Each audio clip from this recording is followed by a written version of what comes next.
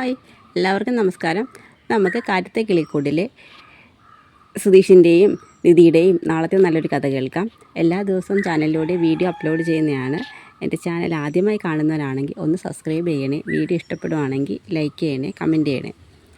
അങ്ങനെ നിധിയെ സുധീഷിനെയും കൂട്ടിക്കൊണ്ട് രാജീവ് ശങ്കർ നിധിയുടെ വീട്ടിലോട്ട് വരികയാണ്. അവിടെ വരുന്ന നിധിയെയും സുധീഷിനെയും നിധിയുടെ അമ്മയും സാന്ദ്രയും എല്ലാവരും ചേർന്ന് അവരെ അകത്തേക്ക് ക്ഷണിക്കുകയാണ്.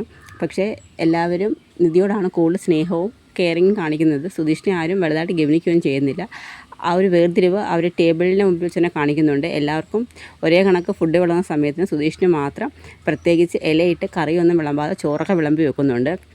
ഇതൊക്കെ സുധീഷിന് മനസ്സിലാവുന്നുണ്ട്. അവസാനം സുധീഷ് തന്നെയാണ് കറികളെല്ലാം എടുത്ത് അവരുടെ കൂടെ നിന്ന് കഴിക്കുന്നത്. അതിനുശേഷം ഊണ് കഴിഞ്ഞ് വരുന്ന സുധീഷിനോട് രാജീവും അരുണും ചേർന്ന് സംസാരിക്കുമ്പം നീ നിലത്തിരുന്ന് സംസാരിച്ചാൽ മതി, ഞങ്ങളുടെ കൂടെ നിന്ന് സംസാരിക്കാൻ ഒപ്പത്തിനൊപ്പം എത്താനും നീ ആയിട്ടില്ല എന്നും തരാതരം എത്തുമ്പോൾ നിന്നെ അറിയിക്കാമെന്നും പറഞ്ഞ് രാജീവ് ശങ്കറും അരുണും ചേർന്ന് സുധീഷിനെ കളിയാക്കുന്നുണ്ട്. ആ സമയത്താണ് നിധി അങ്ങോട്ട് വരുന്നത്. നിധിയെ കാണുമ്പോൾ സുധീഷ് കോളേജിൽ പണ്ട് ഒരുപാട് നാടകങ്ങളൊക്കെ ആക്ട് ചെയ്തിരുന്നു, അതൊക്കെ കാണിക്കാമെന്ന് പറയും. പക്ഷേ നിധിയുടെ മുന്നിൽ വെച്ച് സുധീഷിനോട് നല്ല സ്നേഹവും ഇഷ്ടവും കാണിക്കും, മരുമകനോട് കാണിക്കുന്ന അതേ രീതിയിൽ. പക്ഷേ നിധി അങ്ങോട്ട് മാറുന്ന സമയത്ത് സുധീഷിനെ വെറും ഡ്രൈവർ എന്ന രീതിയിൽ തന്നെയാണ് പെരുമാറുന്നത്. ഇതൊന്നും പക്ഷേ നിധിക്ക് മനസ്സിലാവുന്നുമില്ല.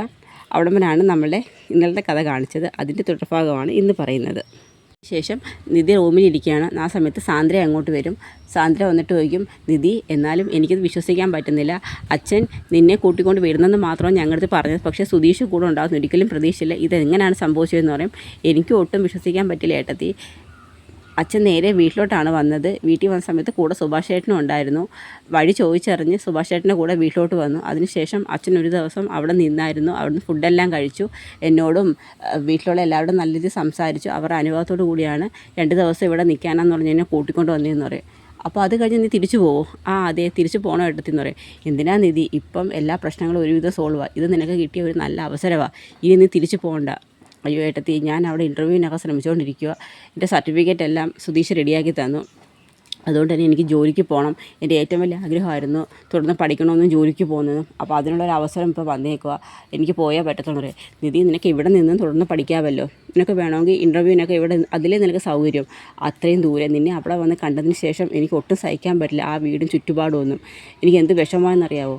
നീ ഇവിടെ നിൽക്കണം. ഇവിടെ നിന്നുകൊണ്ട് നമുക്ക് ഇൻ്റർവ്യൂവിന് ശ്രമിക്കാം. നീ ഇനി തിരിച്ച് പോകണ്ട മോളെ, ഏട്ടത്തിയല്ലേ പറയുന്നതൊക്കെ പറയും. ഏട്ടത്തി, ഇവിടെ നിന്നാൽ ഞാൻ കരുതുന്ന കണക്ക് ഒരു കാര്യവും നടക്കത്തില്ല. ആ സൂര്യ ഉടനെ തന്നെ ഇങ്ങോട്ട് വരും. എല്ലാവരും ചേർന്ന് ആ സൈക്കോയെ വിളിച്ചു വരുത്തുമെന്ന് പറയും. അങ്ങനെയൊന്നും ഇല്ല, എല്ലായിടത്ത് എന്ത് പറഞ്ഞാലും ശരി, ഞാൻ തിരിച്ചു പോകുമെന്ന് പറയും. നീ ഒന്നുകൂടി ആലോചിക്കും മോളെ, നിൻ്റെ ജീവിതമാണ് എന്നൊക്കെ പറയും. ഒരവസരം നോക്കി നീ അച്ഛനോട് നടന്ന കാര്യങ്ങളെല്ലാം തുറന്ന് പറയണം. ഇത് നിങ്ങളുടെ ഒരു ഫേക്ക് മാരേജ് ആയിരുന്നെന്നും അന്ന് സൂര്യേഷിലെ വിവാഹം ഇഷ്ടപ്പെടാത്തത് കൊണ്ട് മാത്രമാണ് നീ സുധീഷുമായിട്ട് ഇവിടുന്ന് പോയതെന്നും ആ സമയത്ത് വളരെ യാദൃശ്ചികമായിട്ടാണ് സ്റ്റേഷനിൽ വെച്ച് കല്യാണം നടന്നൊക്കെയുള്ള കാര്യം നീ അച്ഛനോട് പറഞ്ഞു കഴിഞ്ഞാൽ ഒരുപക്ഷെ അച്ഛൻ്റെ തെറ്റിദ്ധാരണകളൊക്കെ മാറുകയും ചെയ്യുമെന്ന് പറയും. നിധി അതിൽ നിന്ന് മറുപടി പറയത്തൊന്നുമില്ല. എന്തായാലും ഞാൻ പറയാനുള്ളത് പറഞ്ഞു. എന്തായാലും നീ നല്ലോണം ആലോചിച്ച് വേണം തീരുമാനിക്കാൻ. നീ ഇവിടെ നിൽക്കുന്നത് തന്നെ ഞങ്ങളുടെ ഏറ്റവും വലിയ സന്തോഷമെന്ന് നിധിയോട് സാന്ദ്ര പറയുന്നുണ്ട്. പിന്നെ കാണിക്കുന്നത് സുധീഷിൻ്റെ വീടാണ്. എല്ലാവരും ഇങ്ങനെ വിഷമിച്ചിരിക്കുകയാണ്. കാരണം ആരോടും ഒന്നും സംസാരിക്കുന്നില്ല. നിധിയുള്ളപ്പം നല്ല സന്തോഷത്തിലായിരുന്നു. ആരും ഫുഡൊന്നും കഴിക്കാതെ എല്ലാവരും ഇങ്ങനെ വിഷമിച്ചിരിക്കുകയാണ്. ആ സമയത്താണ് സുധീഷ് ഹരീഷിനെ ഫോൺ വിളിക്കുന്നത്. ഹരീഷിനോട് സംസാരിക്കും. സുധീഷ് ചേട്ടാ, എന്തുകൊണ്ട് അവിടെ വിശേഷം? ഞാൻ അങ്ങോട്ട് വിളിക്കാനിരുന്നതായിരുന്നു, പിന്നെ നിങ്ങൾ തിരക്കിലാന്ന് കരുതിയാന്ന് പറയും.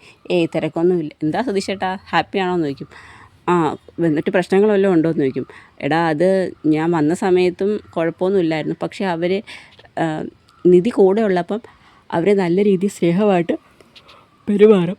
പക്ഷേ നിധി ഇല്ലാത്ത സമയത്ത് അവർ ശരിക്കും ഒരു ഡ്രൈവറോട് പെരുമാറുന്ന പോലെ തന്നെയാണ് എന്നോട് സംസാരിക്കുന്നതെന്നുള്ള കാര്യം ഹരീഷിനോട് സുധീഷ് പറയും. അതെന്താ അങ്ങനെ? അതെനിക്ക് മനസ്സിലാവുന്നില്ല. ഞാൻ അപ്പോഴേ പറഞ്ഞില്ലേ, എന്തോ ഒരു ചതിയുണ്ട് നിധിയുടെ അച്ഛൻ അവിടെ വന്നതിൻ്റെ പിന്നിൽ. നിധിയെ മാത്രം കൂട്ടിക്കൊണ്ട് പോകാനായിരിക്കും ചിലപ്പോൾ അദ്ദേഹം വന്നത്. എന്നെ കൂടി കൊണ്ടുവന്ന് ഇഷ്ടപ്പെട്ട് കാണത്തില്ല. അല്ല, സുധീഷിനും കൂടി വരാൻ ഏട്ടത്തിൽ അച്ഛൻ പറഞ്ഞില്ലേ? അതെ, പക്ഷേ എന്തോ അവരുടെ പെരുമാറ്റത്തിൽ എന്തോ ഒരു അസ്വാഭാവികത ഉണ്ടെന്ന് സുധീഷ് പറയും. ചിലപ്പോൾ സുധീഷ് ഏട്ടന് തോന്നിയായിരിക്കും.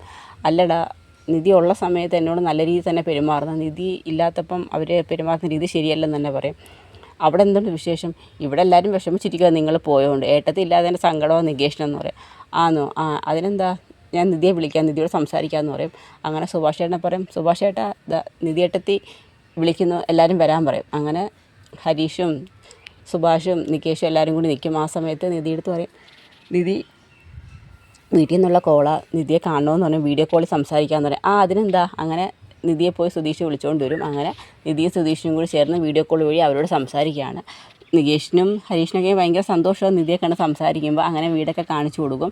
അതിനുശേഷം ഒത്തിരി നേരം നിധിയായിട്ട് സംസാരിക്കും. ഉച്ചയ്ക്ക് ഏട്ടത്തിൽ പോയതിനു ശേഷം ഭയങ്കര വിഷമോ, നികേഷേ നീ കോളേജിൽ പോകാൻ ഇരിക്കരുത്, കുറച്ച് ദിവസം കഴിഞ്ഞ് ഞാനും സുധീഷും കൂടി അങ്ങോട്ട് വരത്തില്ലയോ എന്നൊക്കെ പറയും. അപ്പോൾ നികേഷിന് വലിയ സന്തോഷമാവും.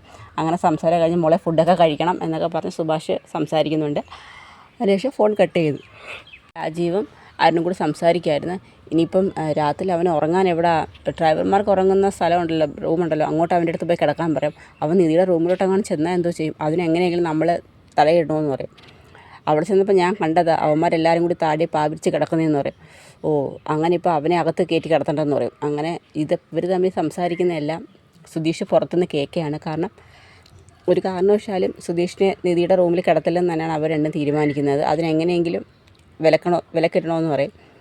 അത് കേൾക്കുന്ന സുധീഷ് പെട്ടെന്ന് അകത്തോട്ട് കയറി വരികയാണ്. അങ്ങനെ നിധി ചോദിക്കും, അല്ല സുധീഷിനെ കിടക്കണ്ടായോ? പിന്നെ യാത്രയൊക്കെ ചെയ്ത് എനിക്ക് നല്ല ക്ഷീണമുണ്ട് നിധി, നല്ല ഉറക്കമുണ്ടെന്ന് പറയും. അപ്പോൾ അരുൺ പറയും, അതിനെന്താ, നിധിയുടെ റൂം ഞാൻ കാണിച്ചു തരാമെന്ന് പറയും. അതൊന്നും വേണ്ടടിയാ, എനിക്കറിയത്തില്ലേ നിധിയുടെ റൂം എവിടെയാണെന്ന് എന്ന് പറഞ്ഞ് സുധീഷ് പെട്ടെന്ന് തന്നെ ഓടി അങ്ങ് നിധിയുടെ റൂമിലോട്ട് കയറുകയാണ്. നിധി അവിടെ നിൽക്കുന്ന കാരണം രാജീവിനും അരുണിനും ഒന്നും ചെയ്യാനും പറ്റത്തില്ല. അല്ലെങ്കിൽ ഡ്രൈവർ റൂമിലോട്ട് ആക്കാമായിരുന്നു. റൂമിലോട്ട് കയറും, പെട്ടെന്ന് കയറി അങ്ങ് ഇരിക്കും. അപ്പോഴത്തേക്ക് സുധീഷ് പോകും, വലിയ റൂമും AC ഒക്കെ ഇട്ട്, എന്ത് വലിയ റൂമാണ് ഇത്, 5 സ്റ്റാർ ഹോട്ടൽ കണക്ക് എന്നൊക്കെ പറയും.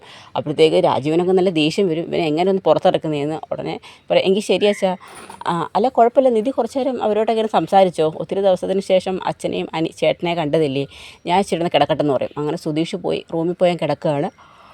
ആ സമയത്ത് നിധിയും അരുണും രാജീവും കൂടി കുറച്ച് നേരം സംസാരിക്കുന്നെങ്കിലും രാജീവിനൊക്കെ നല്ല ദേഷ്യമാണ് എങ്ങനെയെങ്കിലും സുധീഷിനെ മുറിന്ന് പുറത്താകാൻ. കാരണം നേരത്തെ നിധി അങ്ങോട്ട് വന്ന് എന്തെങ്കിലും പറഞ്ഞ് സുധീഷിനെ റൂമിൽ നിന്ന് പുറത്താകും. അതുകൊണ്ട് തന്നെ നിധിയെടുത്ത് പറഞ്ഞാൽ അവിടുന്ന് കുറച്ച് നേരം സംസാരിച്ചോളാം. അങ്ങനെ അവർ മൂന്നും കൂടി സംസാരിച്ചുകൊണ്ടിരിക്കുന്നിടത്താണ് നമ്മുടെ നാളത്തെ കഥ അവസാനിക്കുന്നത്. അപ്പോൾ കഥ ഇഷ്ടമായ എല്ലാവരും സപ്പോർട്ട് ചെയ്യണേ. എല്ലാവർക്കും നല്ല ദിവസം നേരുന്നു. നന്ദി.